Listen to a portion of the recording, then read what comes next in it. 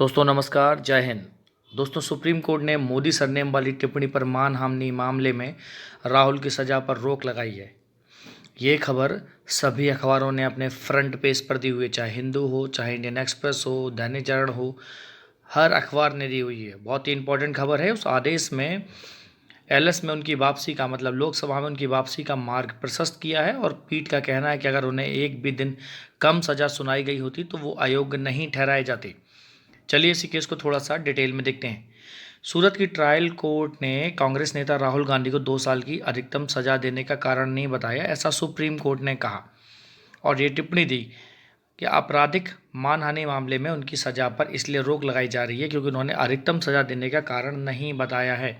न्यायमूर्ति BR Gavai, PS Narasimha और न्यायमूर्ति PB संजय कुमार की पीठ ने सजा पर रोक लगाने से इनकार करने वाली गुजरात उच्च न्यायालय के आदेश को चुनौती देने वाली गांधी की याचिका पर सुनवाई करते हुए लोकसभा में उनकी वापसी का मार्ग प्रशस्त किया, जहां पर वो केरल में वायनाड का प्रतिनिधित्व कर सकते हैं। क्योंकि इस साल दोषी ठहराए जाने के बाद गांधी को इस साल मार्च में सदन से अयोग्य घोषित कर दिया गया था और अब जब स्टे दे दिया गया है तो उनकी अयोग्यता रद्द हो गई है और लोकसभा सचिवालय को सदन में उनकी सदस्यता बहाल करने के लिए एक औपचारिक अधिसूचना जारी करनी होगी। बस सुप्रीम कोर्ट ने यह भी कहा है कि गांधी की जो टिप्पणियां थीं वो खराब थीं और उन्हें सार्वजनिक जीवन में भाषण देते समय अधिक सावधान रहना चाहिए। और भाजपा के सूरत के पश्चिम विधायक जो गुजरात में है वहाँ से एक विधायक हैं पूर्णेश मोदी, उन्होंने इस शिकायत दायर की थी और इसके तहत सूरत मजिस्ट्रेट अदालत द्वारा आपराधिक मानहानि का दोषी पाया गया था। तो ये चीज़ें थी जिसके तहत राहुल गांधी का केस चल रहा था, डिफेमेशन का केस था और यहाँ पर बहुत सारी वजह हैं जिन पर बात की हुई है।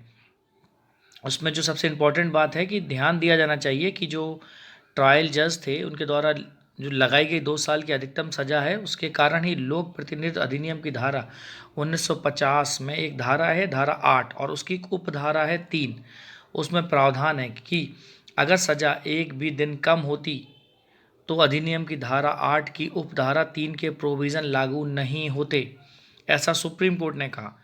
तो जब कोई अपराध गैर संज्ञेय हो, जमानती हो और समझौता योग्य होता है तो ट्रायल जज से कम यह अपेक्षा की जाती है कि वह कुछ कारण बताए कि क्यों तथ्यों और परिस्थितियों को देखते हुए उसने अधिकतम सजा देना आवश्यक समझा।